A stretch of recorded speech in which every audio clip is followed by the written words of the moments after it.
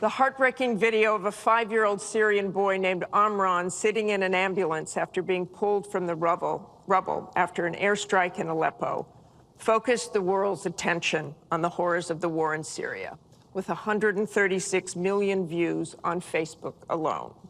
But there are much worse images coming out of Aleppo every day now, where in the past few weeks alone, 400 people have been killed, at least 100 of them children. Just days ago, the State Department called for a war crimes investigation of the Syrian regime of Bashar al-Assad and its ally, Russia, for their bombardment of Aleppo. So this next question comes from social media through Facebook.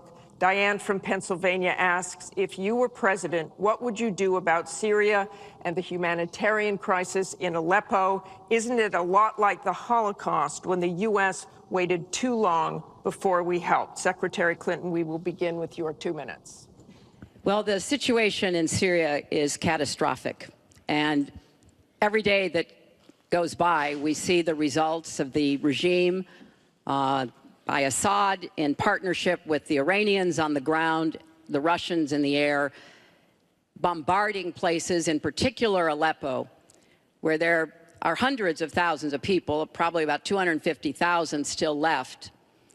And there is a determined effort by the Russian Air Force to destroy Aleppo in order to eliminate the last of the Syrian rebels who were really holding out against the Assad regime. Russia hasn't paid any attention to ISIS. They're interested in keeping Assad in power. So when I was Secretary of State, advocated, and I advocate today, a no-fly zone and safe zones.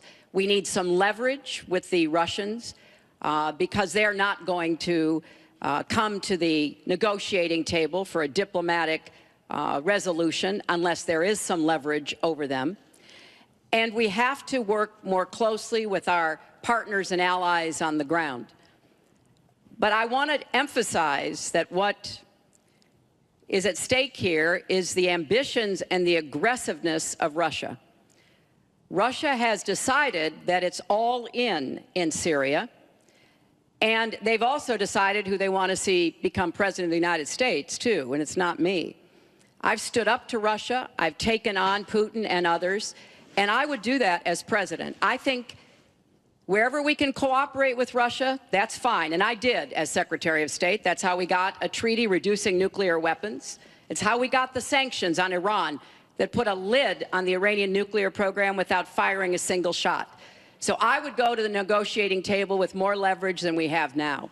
But I do support the effort to investigate for crimes, war crimes, committed by the Syrians and the Russians and try to hold them accountable. Thank you, Secretary Clinton. First of all, she was there as Secretary of State with the so-called line in the sand, which... No, I wasn't. I was gone. I hate to interrupt you, but you were in contact, excuse me. At some point, we need to do some fact-checking here. You were in total contact with the White House. And perhaps, sadly, Obama probably still listened to you. I don't think he'd be listening very much anymore. Obama draws the line in the sand. It was laughed at all over the world what happened. Now, with that being said, she talks tough against Russia. But our nuclear program has fallen way behind, and they've gone wild with their nuclear program. Not good. Our government shouldn't have allowed that to happen. Russia is new in terms of nuclear. We are old, we're tired, we're exhausted in terms of nuclear.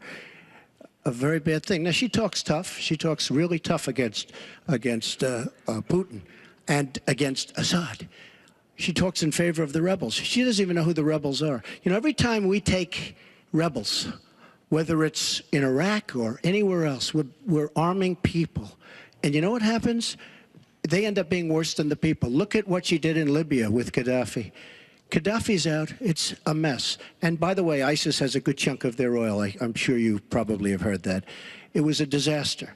Because the fact is, almost everything she's done in foreign policy has been a mistake, and it's been a disaster.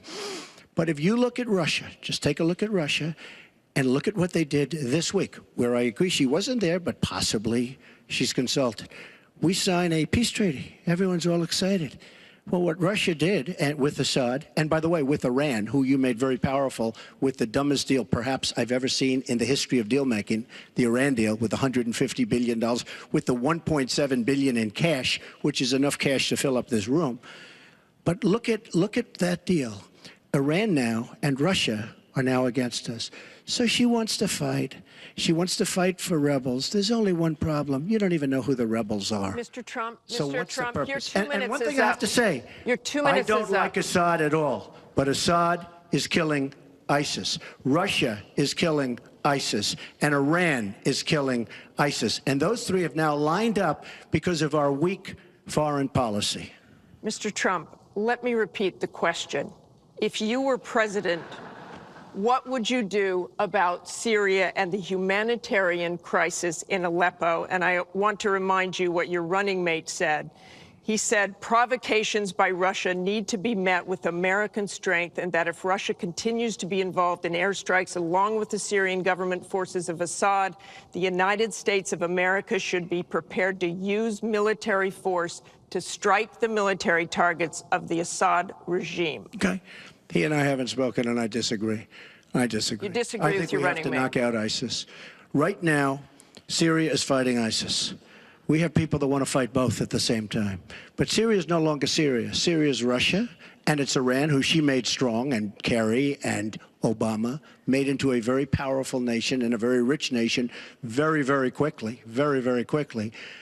I believe we have to get ISIS. We have to worry about ISIS before we can get too much more involved. She had a chance to do something with Syria. They had a chance, and that was the line. What do you think And will she happen didn't. if Aleppo falls? I think Aleppo is a disaster humanitarian-wise. What do you think will happen if it falls? I think that it basically has fallen, okay? It basically has fallen. Let me tell you something. You take a look at Mosul. The biggest problem I have with the stupidity of our foreign policy. We have Mosul. They think a lot of the ISIS leaders are in Mosul. So we have announcements coming out of Washington and coming out of Iraq. We will be attacking Mosul in 3 weeks or 4 weeks. Well, all of these bad leaders from ISIS are leaving Mosul. Why can't they do it quietly? Why can't they do the attack, make it a sneak attack, and after the attack is made, inform the American public that we've knocked out the leaders, we've had a tremendous success. People leave. Why do they have to say we're going to be attacking Mosul within the next 4 to 6 weeks, which is what they're saying? How stupid is our country? There are sometimes reasons the military does that. Psychological warfare. I can't think of any. I can't think of any. It and I'm might pretty be good to at it. help We get have General civilians Flynn, out. And we have, look, I have 200 generals and admirals who endorse me. I have 21 Congressional Medal of Honor recipients who endorse me. We talk about it all the time. They understand. Why can't they do something secretively where they go in and they knock out the leadership? Why would these people stay there? I've been reading now for weeks. Tell me what your I've been reading strategy now is. for weeks about Mosul, that it's the harbor of where, between Raqqa and Mosul. This is where they think the ISIS leaders are. Why would they be staying? They're not staying there anymore. They're gone. Because everybody's talking about how Iraq, which is us with our leadership, goes in to fight Mosul. Now, with these 200 admirals and generals, they can't believe it. All I say is this: General George Patton, General Douglas MacArthur are spinning in their grave at the stupidity of what we're doing in the Middle East. I'm going to go to Secretary Clinton. Secretary Clinton, you want Assad to go. You advocated arming rebels, but it looks like that may be too late for Aleppo. You talk about diplomatic efforts. Those have failed. Ceasefires have failed. Would you introduce the threat of U.S. military force beyond a no-fly zone against the Assad regime to back up diplomacy? I would not use American ground forces in Syria. I think that would be a very serious mistake. I don't think American troops should be holding territory, which is what they would have to do as an occupying force. I don't think that is a smart strategy. I do think the use of special forces, which we're using, the use of enablers and trainers in Iraq, which has had some positive effects, are very much in our interests. And so I do support what is happening. But let me So what would you do differently than President Obama is doing? Martha, I hope that by the time I hope by the time I am president, that we will have pushed ISIS out of Iraq. I do think that there is a good chance that we can take Mosul. And, you know, Donald says he knows more about ISIS than the generals. No, he doesn't.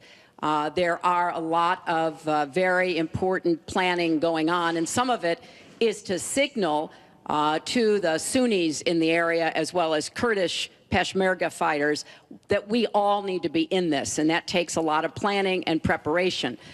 I would go after Baghdadi. I would specifically target Baghdadi, because I think our targeting of al-Qaeda leaders, and I was involved in a lot of those operations, highly classified ones, made a difference. So I think that could help.